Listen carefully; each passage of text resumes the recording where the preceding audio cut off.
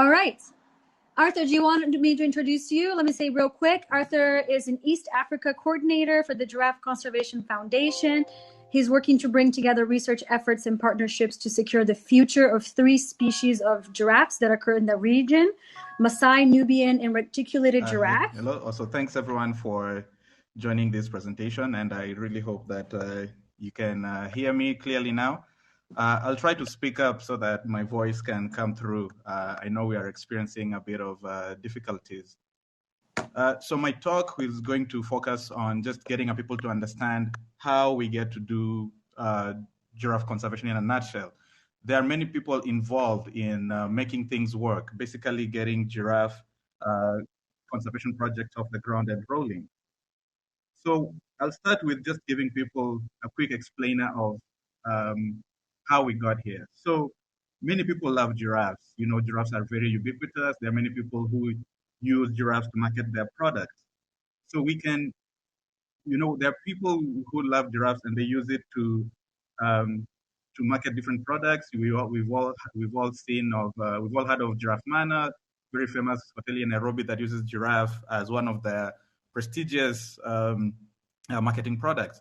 In Tanzania, just our border, just across the border here in Kenya, they have Twiga Brew, they have Twiga Cement. So Twiga is the Swahili word for giraffe, and they use many things around giraffes.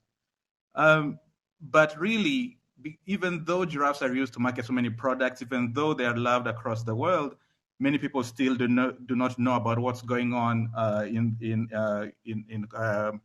many people do not know what's going on in the world of giraffe conservation.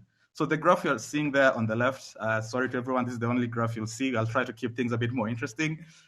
So the graph that you are seeing on your left should be, it's a graph that was taken from a presentation it's a graph that was taken from a study which looked at what do people know about populations in the wild. And you'll see that giraffes rank dead last. So they asked many people about charismatic species. We all know about polar bears, tigers, pandas. We know what's going on in the wild with them. We know the threats that they are facing. But more than 60% of the people that were interviewed did not know that giraffes are facing a really a precipitous decline. We are losing them at a high rate. So that showed us actually that scientists, people in government, even the public do not know what's going on about giraffes. So I'll go back to this graph that Steph showed you. So dating back to the 1700s, there used to be giraffes almost everywhere, but now we've lost almost 90% of the historical range. And that's a big area. So the other graph, the other picture that you're seeing on your left, this is where we have giraffes currently. So the areas you're seeing there in red, that's where we are having population declines. And unfortunately, most of the red is concentrated in East Africa, where I'm based. And so this image actually shows where we focus our projects and why we focus on those areas. And that's because, you know, we are seeing these population declines just from the people that are working with on the ground. And there are other areas where giraffes have gone locally extinct just in the past 30 years. So 30 years in giraffe language, that's 3 generations. So 3 generations, that means, you know, from, you know, you can think about it from your grandfather to your father to yourself, and that's not a lot of time. So in the past 30 years, we've lost giraffes in Mauritania, Senegal, Guinea, Mali, Burkina Faso, Nigeria, and Eritrea. And so that's quite, you know, disheartening. But all is not lost. You can see small dots of green, and that's where numbers are going up. And so that's a good sign. And so when people think of where giraffes are, we tend to think of pristine habitats. Numbers are doing well. We are seeing giraffes everywhere. And really, in some cases, we may get that. But really, what we see on the ground most of the time are fragmented habitats. And so, this is an image from Nairobi National Park. It's the only national park in the world that is located in the middle of a business district of a capital center.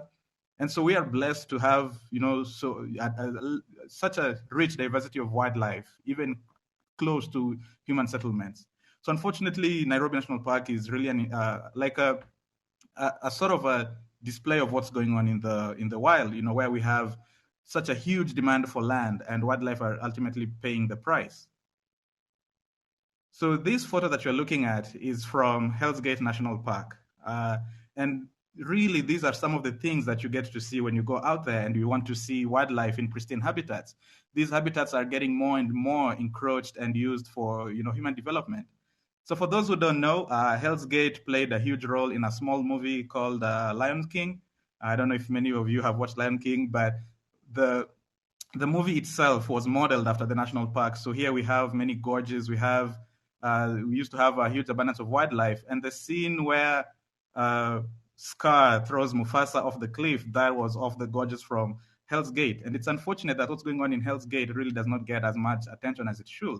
But it's an indication of how we are losing wildlife habitats to human development.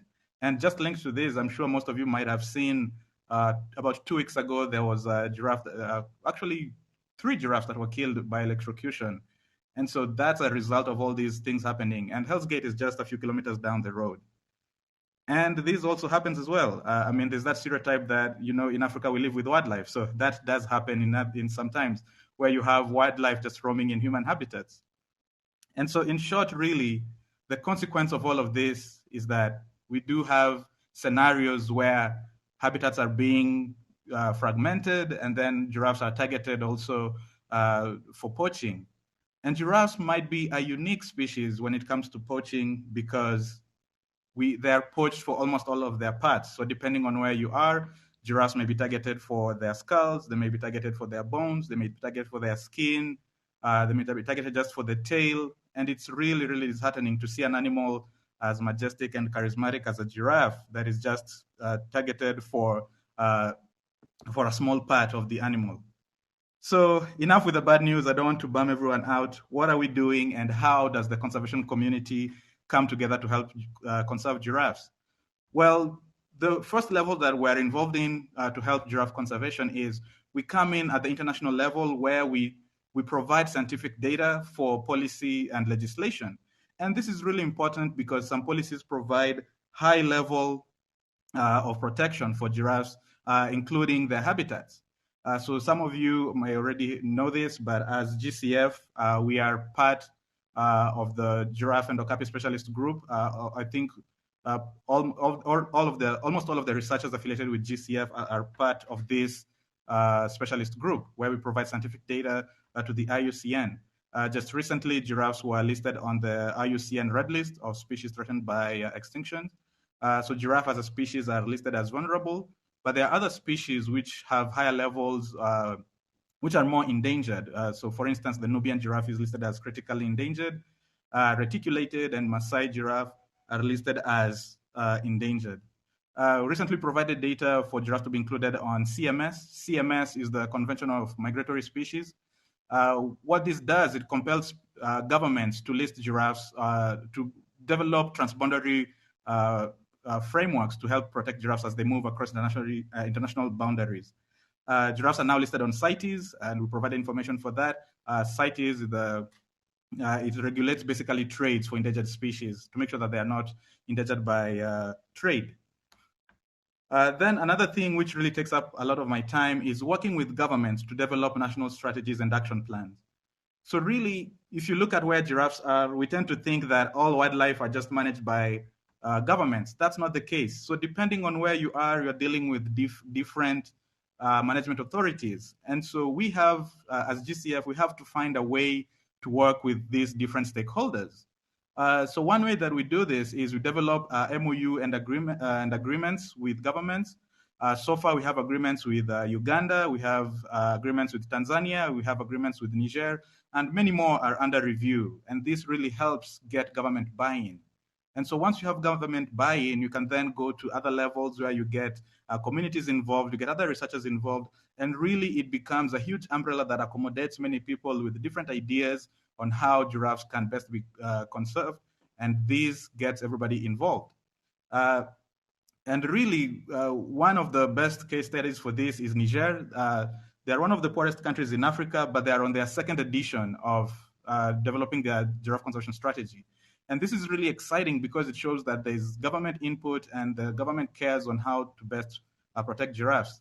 So Kenya launched their strategy in November 2018, Tanzania in December of 2019, and then DRC and Uganda have theirs in draft form And these documents really help inform what are the priorities for conservation in these countries. So once we have these documents, part of my job is to go and meet everyone in the field, talk to them and see how we can implement these strategic plans.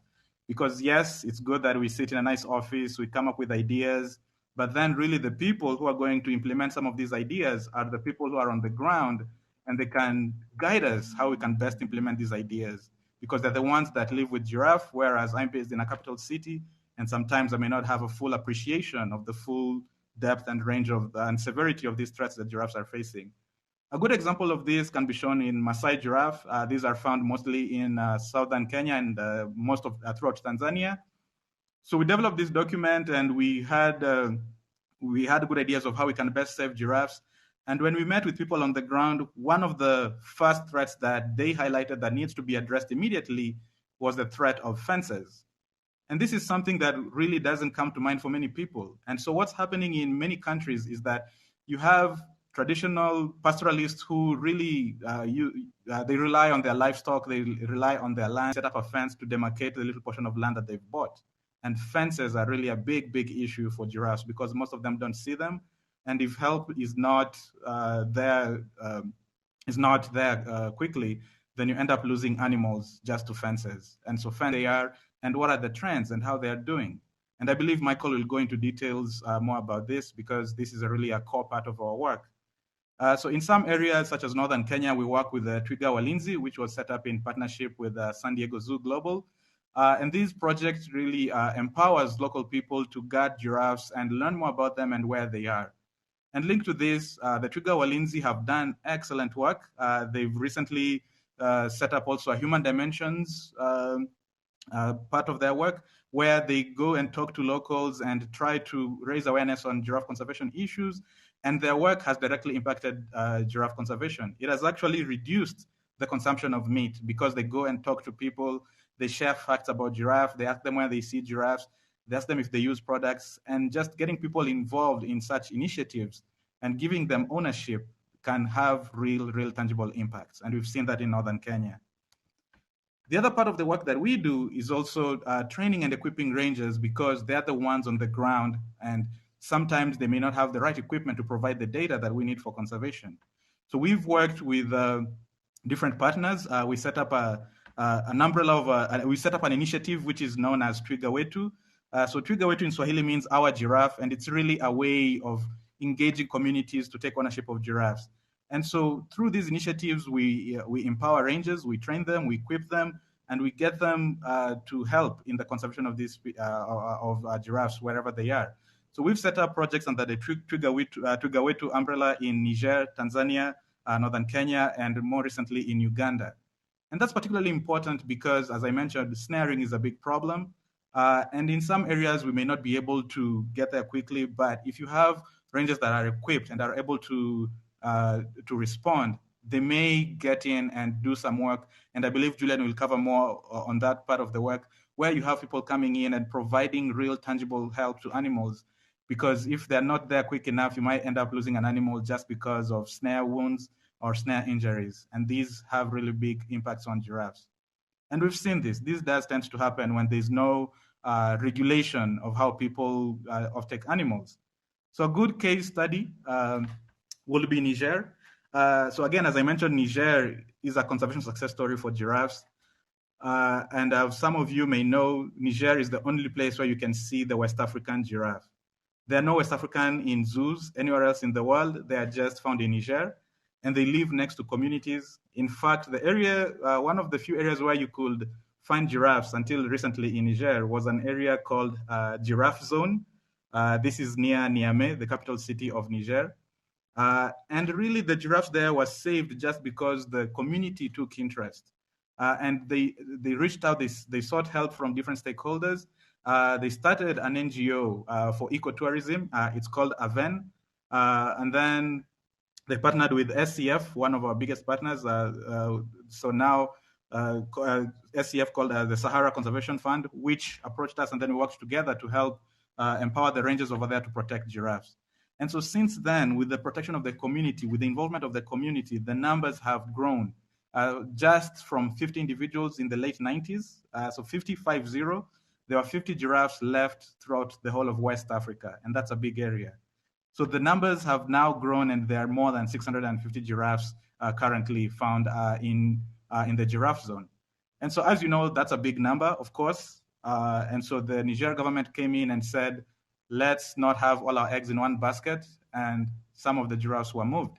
And I'm sure some of you may have seen a video linked to this. If you go on our YouTube page, you can see the video actually of how the translocation was done. But it was a translocation that took over 2 days to get to the new area, which is called Gadabeji. It is in the northeastern, if I'm correct, well, in the eastern area of Niger. And it's a big push by the government to market, to reintroduce tourism in this area. And giraffes were introduced there for the first time, I think, in over 50 years, if my memory is correct. But giraffes were used as a flagship species to, reintroduce tourism and have people just get excited to seeing animals being introduced in areas where they used to be where they haven't been seen in a long time. And so this translocation was achieved through a collaboration of different partners, and it just shows the amount of work that can be done when you have the right partners working with you. And then the other thing that we do is develop education materials. And this is really important because, as you saw in the beginning, if you have almost 60% of the public not knowing what's going on with giraffes, then really all the work that is being done is for naught. And you need people just to have an understanding of where giraffes are, how they can be helped, and how people can participate. And all these education materials are on our website. You can also reach out to us if you want to use them. And we do this even in areas, especially in areas where we are based. For example, we have posters for Kenya, Tanzania, Namibia. We try to branch out in different languages. We've recently completed a conservation guide for giraffes, which was done now in French, which is also another commonly used language in Africa. And then in some other areas where we have even partners who volunteer to make posters in local languages that people can, easily understand.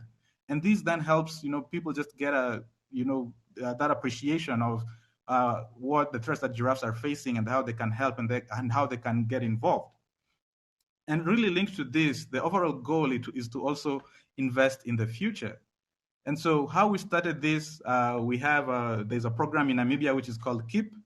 And really it's the Commerce Environmental Education Program, which takes primary school children from underprivileged areas, and they go out in the wild to see wildlife, to see giraffes, and to see how they can just best protect the environment. We all know that climate change is happening, and we need to get as many hands on deck for people to get involved and just understand how the food chain works, how the ecosystem works, and get a better understanding of how they can get in and help, just to see how everything is linked. And when we take kids out, they see wildlife. They have to reach more than 2,000 school children per year. And so that's a really exciting number.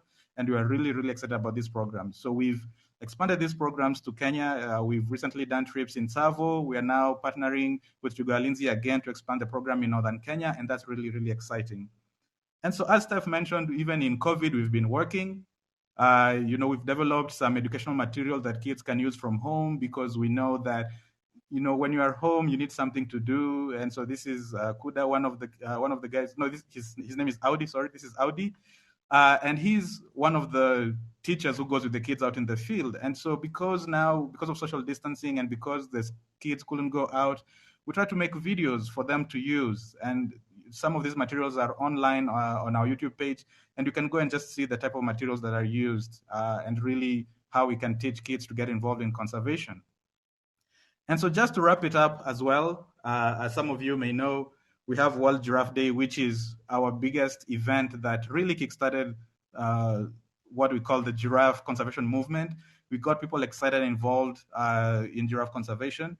World Giraffe Day started in 2014.